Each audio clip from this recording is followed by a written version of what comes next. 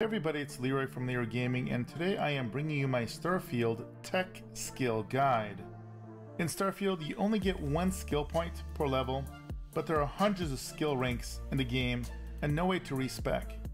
This guide is meant to help you understand what tech skills are worth taking and which ones might be good to find on a crew member.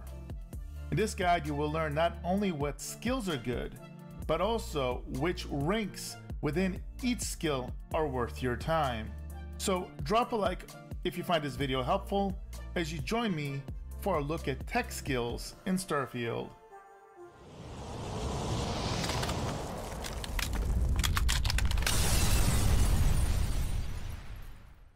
Okay guys, we're going to go ahead and start with the basics. Each of the skill trees is going to be divided into 4 tiers. In order to unlock a lower tier, you're going to have to first put a certain amount of points in the previous tiers. We start this by needing to put 3 points into the first tier to unlock the second tier. Now do note, this does not mean that you need to unlock 3 different skills. You can just as easily put 3 ranks into one skill if you wished, or 1 in one, 2 in another, does not matter. In order to unlock the third tier, you need to have a total of 7 points across the first 2 tiers. Again, you could put 7 in the first tier or 3 in the first and 4 in the second. It does not matter. This continues on when you unlock the final tier after you put 11 points into the previous 3 tiers. The next thing I want to point out is that in this review of the skills, I will sometimes mention that a skill is worthy of being a crew skill, but not necessarily one for your main characters. So let me show you what I'm talking about. Early in the game, you're going to unlock a starship.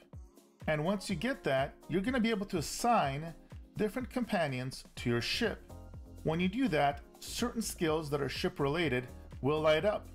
As you see here with Barrett, he unlocks Starship Engineering Rank 4 and Particle Beam Weapon Systems.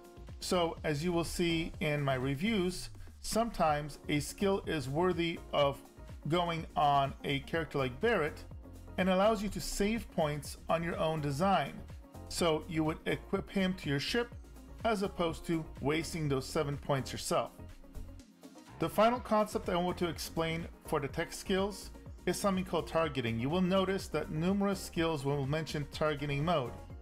Well, this relates to the targeting control system, and you unlock this feature when you put 1 point into it. What this basically is VATS from Fallout 4. Which means that when you are in space combat and you lock onto an enemy ship like you lock on a missile, you can press a button and it's going to slow down time. You're going to zoom in to view the ship directly, and then you can target by going between A and D the enemy systems, whether it's guns, shields, engines, etc. And when you fire using the left click, right click, or your missile button, you can go ahead and it will automatically target that part of the ship, and there'll be different benefits. So every time you see a skill mentioning targeting mode, this is what it means. So now you know all the basics, and we can go ahead and start reviewing the skills. We're going to start with targeting control systems. This for 1 point is absolutely invaluable, as it's going to unlock the targeting mode systems. Everything beyond that is a nice plus.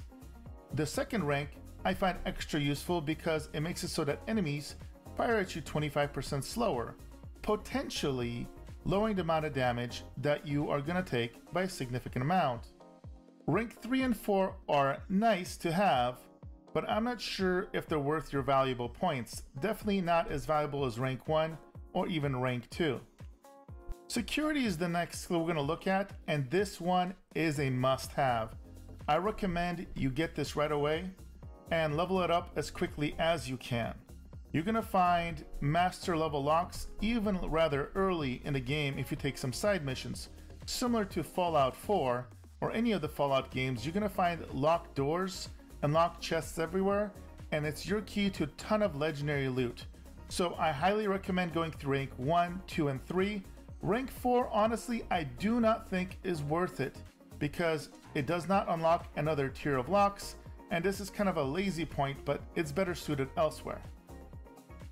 Now it is important to note that you can get through the game with a pretty basic ship So this is one of those skills that if you want to spend more time building ships and getting nicer ships, then you want this. And because this game has a really fun ship builder and lots of cool ships in it that you could potentially get, I personally think these are great skills. Skill 1 is invaluable because this lets you use thrusters, get away from enemies quicker, move to locations quicker where you can't fast travel.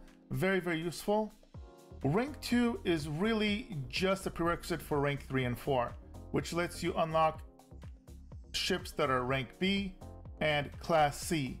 So this is one of those things that go all the way to rank 3 or 4 if you want those better ships. If you don't care about space combat and do as little of it as you can, then you could potentially ignore these. The boost pack training is another one where rank 1 is a mandatory one. Go ahead and get it as soon as you can. This is the only way you can use the jetpacks. Once you unlock this, rank 2, 3, and 4 are honestly a luxury. If you want to really build around hovering and using jetpacks, then this is something you're going to come into.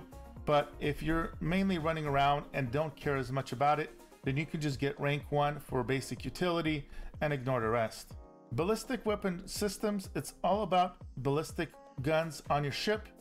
This is one of those skills where I recommend you find it on a crew member and have them equipped to your ship so you get these bonuses.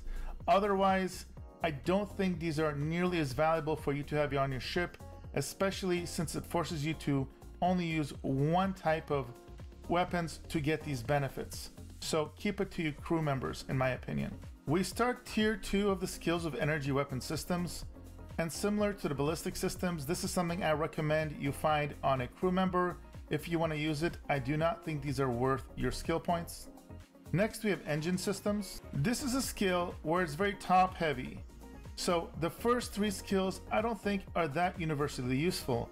However, rank 4 lets you boost and cause all enemies to disengage you when you are boosting. So they're not targeting you and they're not damaging you. If you're going to be a bit of a smuggler, rogue character that's going to be running away from enemies or away from the police, maybe this is worthwhile, but this is an all or nothing skill in my opinion. Either commit to it and commit to getting to rank 4, or don't worry about it. Payload is a great quality of life feature. You're going to get between 10 and 50% extra cargo space. This is something that you definitely will want to have on a crew member potentially, but I do not know if it's really worth the actual skill points, as you can customize your ship and rather easily add extra capacity to your ship. So it's a luxury, and if you really want a quality of life bonus, you can use this, but it's not nearly as valuable as getting more capacity for your person. Shield systems is interesting. It has a linear progression of how much it increases your shield capacity. Do note, you can only have one shielding system per ship, so you can't necessarily stack this very well without this shield systems. If you find that you're dying quite a bit, you can utilize this. The 4th ability, I haven't been able to fully test, so I'm not sure what occasionally resist 100% means. If somebody were to run the numbers and test it and find out that this is significant, meaning more than 15 or 20% of the time, then maybe this is worth it. Otherwise, if this is a low proc chance, this is probably not worth it. And then you just want to consider whether you're going to put 1, 2, 3, or 0 points into this. If anybody has tested this out, please let me know what your results are like in the comments below. Alright guys, next we're going to look at tier 3. We're going to start with missile weapon systems. Similar to the other weapon system programs, I highly recommend, if you're going to get this, get it on one of your crew members. I do not recommend this for the main character. Next is particle beam weapon systems, and you guessed it, I do believe this again is good if you can get it on one of your companions, not so much for yourself. Next we have robotics, and in my opinion, this is way too niche to be useful. It's nice at tier 4 where you can basically mind control or CPU control enemy robots, but the reality is you're putting 3 points to do 30% damage. Starship design. If you're planning to actually customize and build up your own ships or modify ships, then this is an absolute must. if you don't care at all about the shipbuilder and you're just gonna pick up the ships as is from the stores or from quest lines, then don't worry about this. But if you are gonna customize and have fun with that, then what you should definitely do is get full ranks to this. Starship engineering is definitely a skill line that you want to keep on one of your crew members. In fact, one of your early crew members will have a high rank in this, and you can basically get this for free. Otherwise, it's not worth 4 points. Right guys, finally we have the final tier, and we're going to start with automated weapon systems. Now, unlike the other weapon systems, I actually do like up to rank 2 in this. And that's because of the second part of rank 2, where it says your ship takes 20% less damage while in targeting mode. That's from any ship. So this makes you more survivable on top of the additional DPS modes. And there are many times where you're gonna have multiple enemies fighting and shooting you.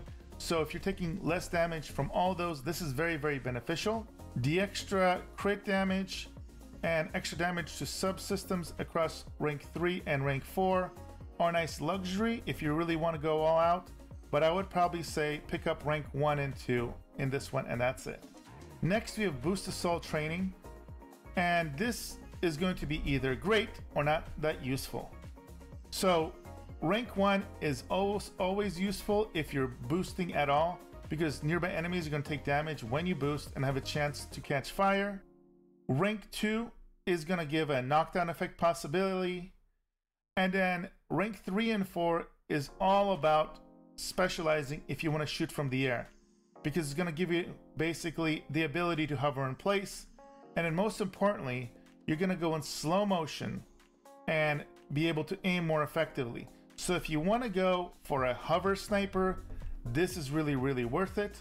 Otherwise, you could consider either doing a basic boost level rank 1 or 2 to get some passive benefits, or ignore this completely. And finally, we have EM weapon systems, and you guessed it, if you want this, get it on a crew member. Do not waste your points on this one. It is a trap. So there you have it, guys, my full guide to the tech skills. Let me know your thoughts below, whether you agree, disagree, have some input.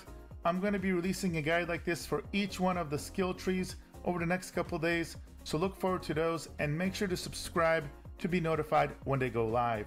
Thank you for all your support, and I'll see you in the next video.